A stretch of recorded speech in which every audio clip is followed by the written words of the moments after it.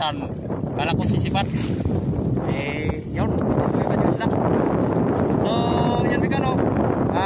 Sinasabi ko kanina, doon lang sana tayo sa kalagitnaan, sa boundary ng Samar at saka Leyte.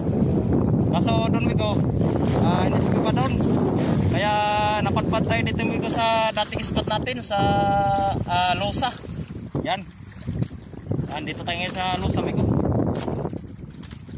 Buti na lang dito bigo at medyo kumain-kain yung isda. Kaya yan, naka-isda rin tayo at medyo konti lang pero ayos na rin. At mayroon rin tayong pagpinta ngayong hapon, ngayong araw na to. So ito bigo, ibigay na naman natin ito mamaya. So yan bigo, yung huli natin dito. So karamihan bigo ay ano, bakir, lunggong, tsaka may halong buraw.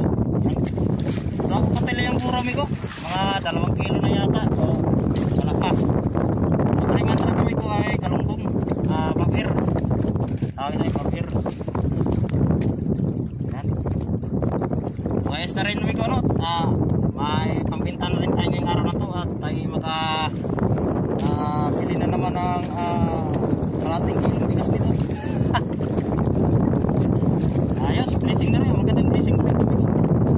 Kahit paano binigyan pa rin tayo ng blessing na ganito kalating isda. Kahit kakunti lang pero at least okay na. So yan bigo no, tayo pa uwi na. At ito na yung ating mga tamban. Yan. Ito bigo, mura lang kasi ito bigo, 50 lang kilo nito. Kaya maraming ganito, ito yung bibigay natin.